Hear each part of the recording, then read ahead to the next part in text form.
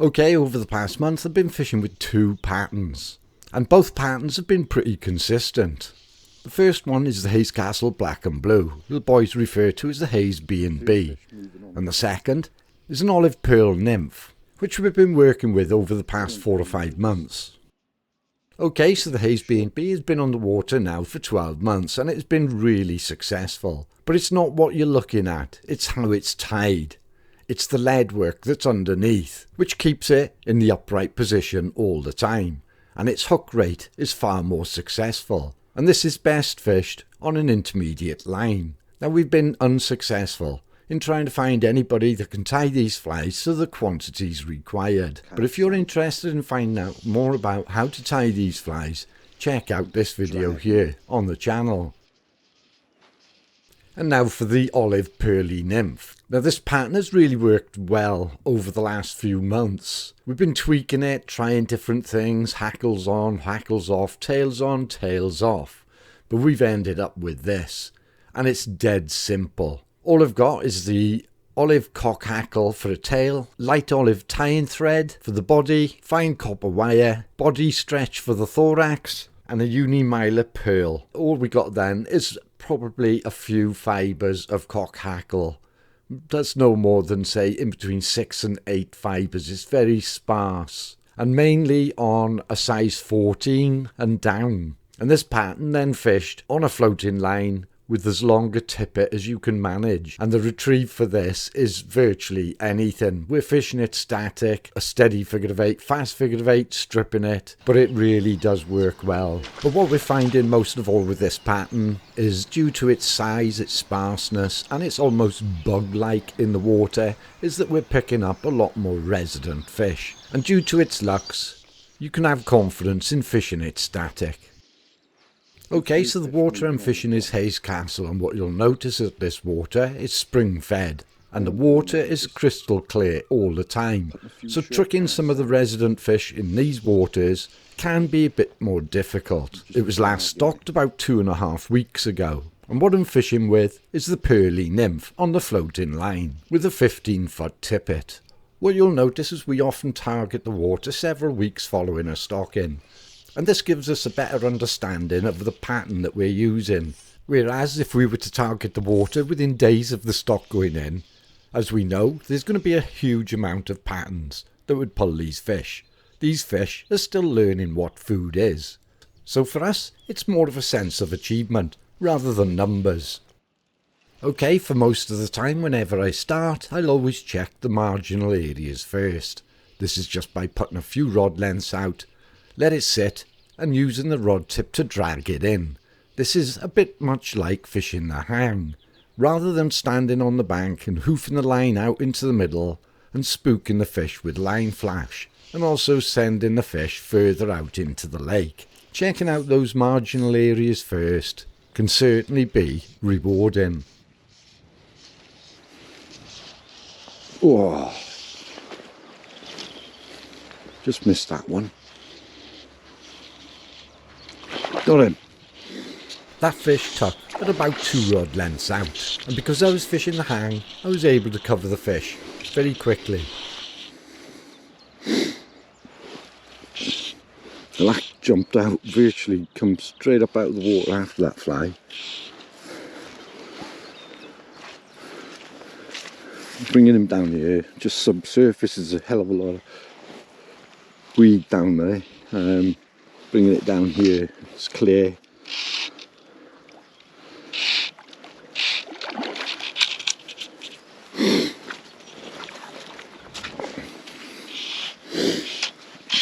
Should have seen that, Ray. The fish, I had one bow wave come after it, and this one virtually just came clean out straight at the nymph like. The noise you can hear on the retrieve is the braid coming through the eyes. It's because I've got the 15-foot of tippet, I've got to bring the braid into the rod tip.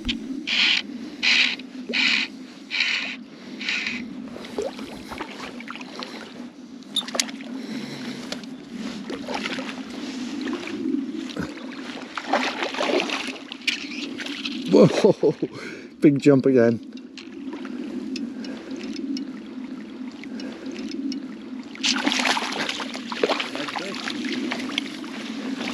Yeah, they are in good nick, like. Fair dues. Really nice fish.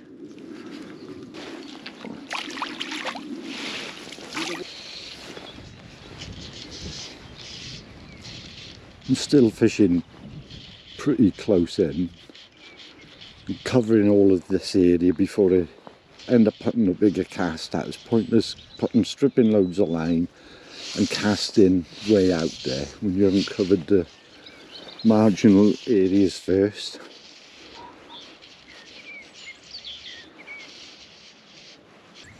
Nice bit of sun there coming out. We did have just now as some pretty heavy hail came down. Temperature isn't too bad. Still a bit cold. Water quality is amazing. Always is at this place. All I'm doing, I'm just trying different retrieves. So during one cast I might suddenly do a faster figure of eights. Let it hang for a while, then the draw. Now what's funny there now is just a moment ago we were seeing a few fish moving in this area. It could well have been a small shoal of fish moving through. They certainly haven't seen nothing for a bit, and I think it's just slowed up. The fish may have moved on. And this is where then it pays to start not just fan casting but moving about the water a bit more.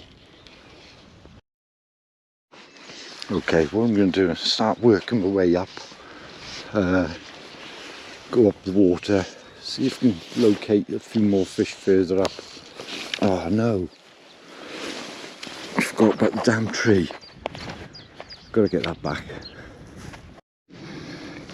Okay, got the fly back. Bit of help from Ray. It was stupid. I know them bushes are directly behind me. I generally put a back cast there or a steeple cast up over. Bit of lapse of concentration and straight in there. Anyway, what I was going to do is work my way now up this arm, see if we can locate any more fish up this way.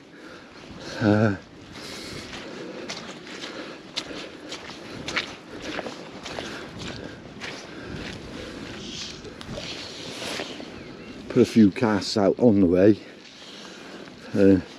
Often find sometimes by doing this and dragging the pattern, keep an eye, because you'll often find sometimes you'll pick fish up as you're dragging.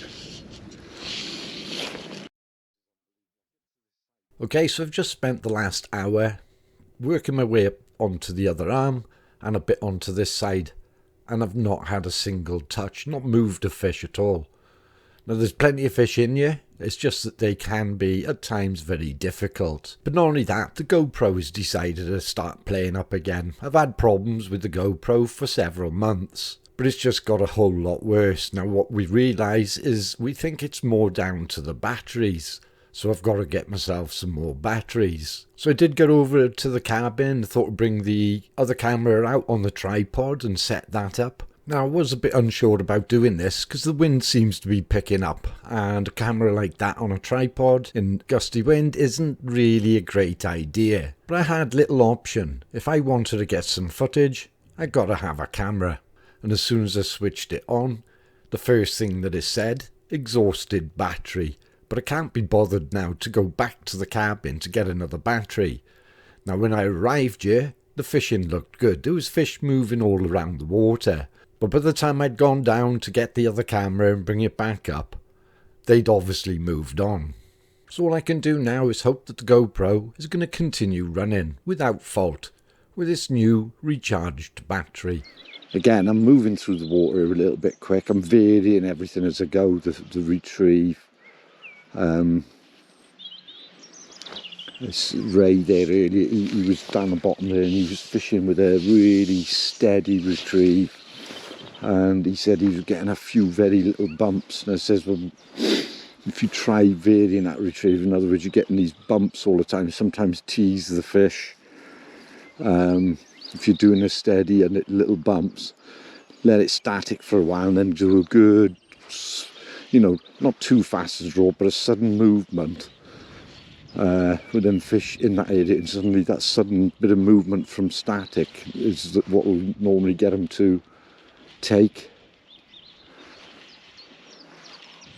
Just speeding I'm doing fast, quite quickish draws at the moment. It's because I've seen a few of them fish were bow waving and don't know, they might be well quite prepared to have a go at something if it's moving a bit quicker.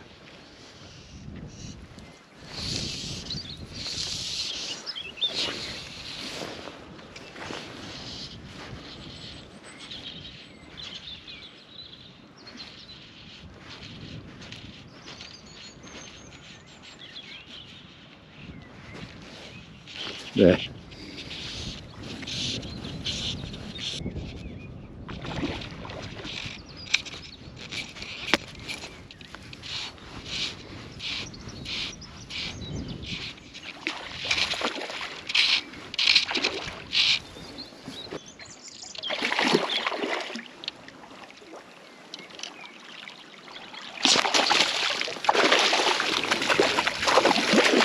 Lively fish. Again, the quality of these fish. And look carefully at them fins, they're just so damn good. Go.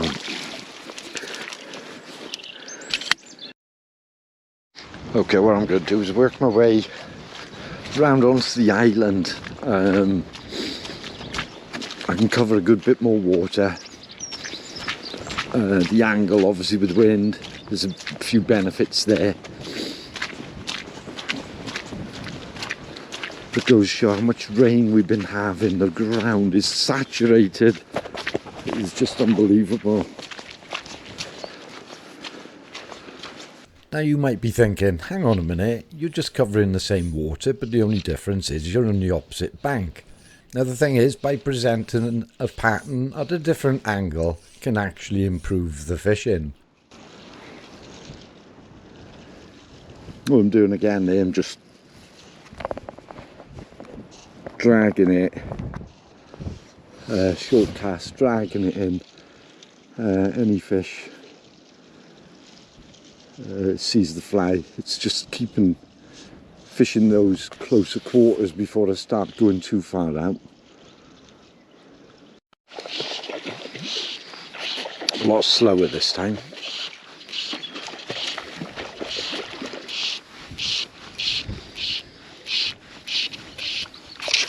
Oh, he come off.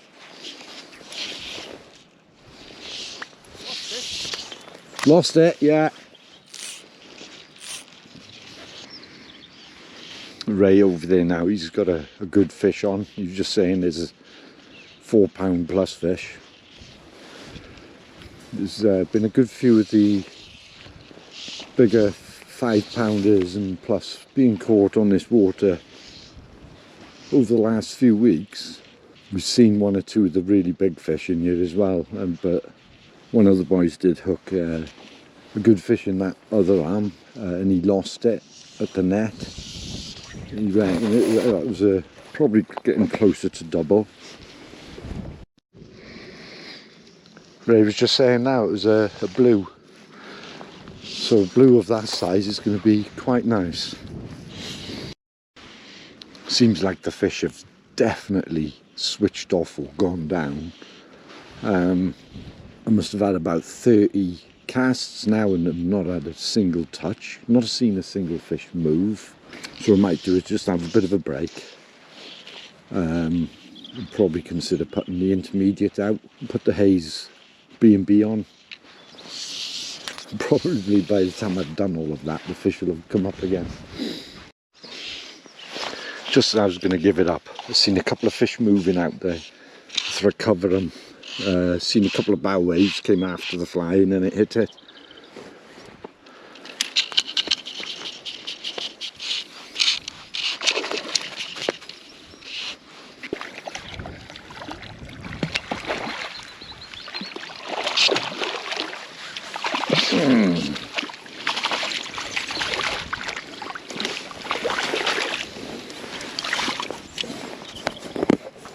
Really silver.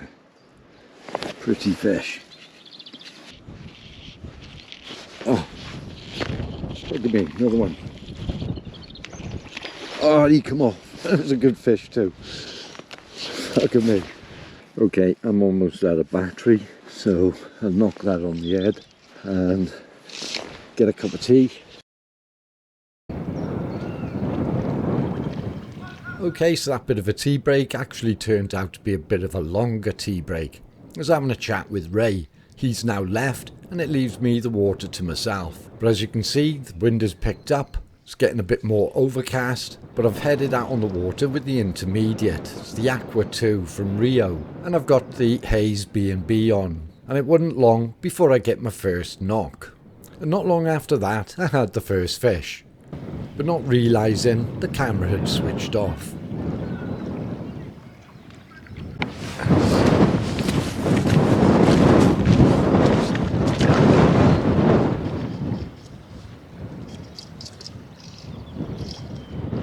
Okay, so it was short-lived, but that's okay as I've got the Hays B&B on. I'm sure we're going to end up with a few more opportunities.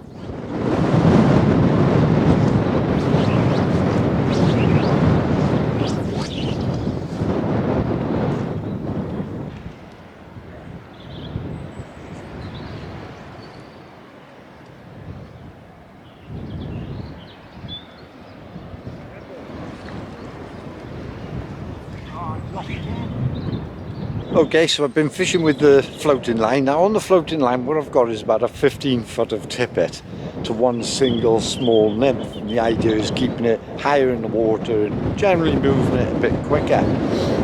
And that's been pretty good. So the other method I set up with then is the intermediate. And then about a 10 foot of tippet with the Hays B&B on the end. Now that's normally a damn good pattern and it does move a lot of fish. So just a bit ago down at the other end of the lake, probably had about 7-8 hits and they're very gentle, and then a couple of fish on and losing them. Now there may be a reason as to why this happens. Now the water was stocked about two and a bit weeks ago, so these are more likely going to be stockfish, and what's happening is stockfish are more inquisitive. And what they're doing, they'll follow a pattern and they'll bump it, they'll have little nips at it, so you're not getting a great hook hold. Whereas if you come across the resident fish, they're not going to bother wasting too much energy following, playing about with anything. They're there to feed, and when they see the pattern, they're normally quite solid takes and you're more likely to get them to the net. But I've come up the other end of the lake now, give it a quick go up here. I'm going to fish a bit longer with the intermediate and the Hays B&B just to see what that does, because these fish at the moment, they're up and down all the time. For the last hour and a half I've seen the fish on the surface moving around, and then suddenly within 10-15 minutes they're gone. So it may be that they're dropping down or they're just moving through, because obviously with the stock going in about say 2 weeks ago, there's going to be a small shoal. That shoal will disperse over time and the fish will start switching on to more natural foods. But while they're moving about, they're going to be moving about the water within a certain area constantly. So it's just a matter of being in the right place at the right time. What I'm going to do, as I say, stick with the intermediate for now. I'm going to be fishing that, check out a few different levels. I'd prefer it if the fish were higher and you can move a bit quicker. But I will make the effort to go down a little bit lower, a bit slower, and see if anything happens there. But so far it's been pretty good, so we'll just see what happens if I put the line out there now. Again, what I'm doing, I'm just putting the line, a shorter line out, and just dragging it in using the rod as well as retrieve. It's a bit like fishing the hang, closer in, and this wind I'll have to back cast now. I ain't get a chance going over my right shoulder with this wind, and it's surprising how strong it really is.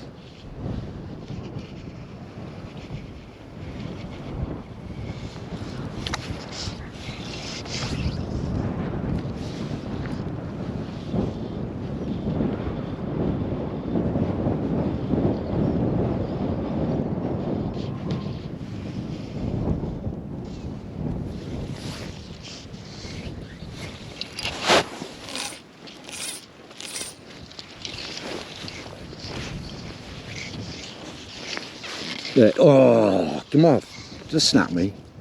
No.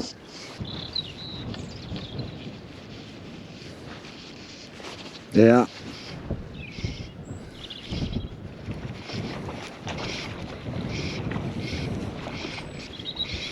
It's like, oh, Ken. Oh, I'm not worried about getting them into the net. That is as good as a catch and release method as you'll ever get. And that's nice. You're doing the part, you know you're presenting it right and you're getting the hits.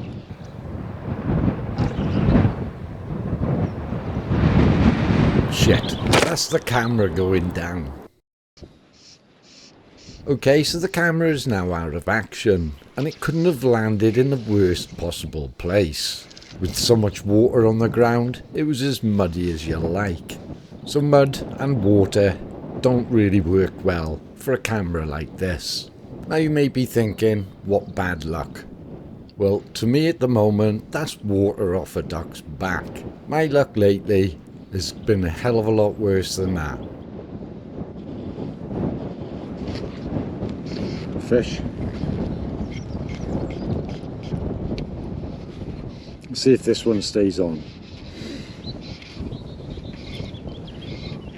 It looked a bit beefier than the norm.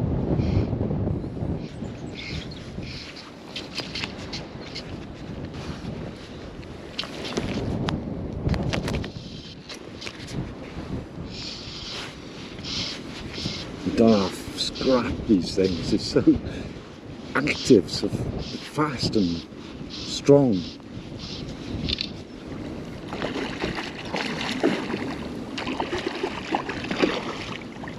I know that quite a few people, sometimes on this water, they get snapped off or broken off and they'll say that they had a monster on.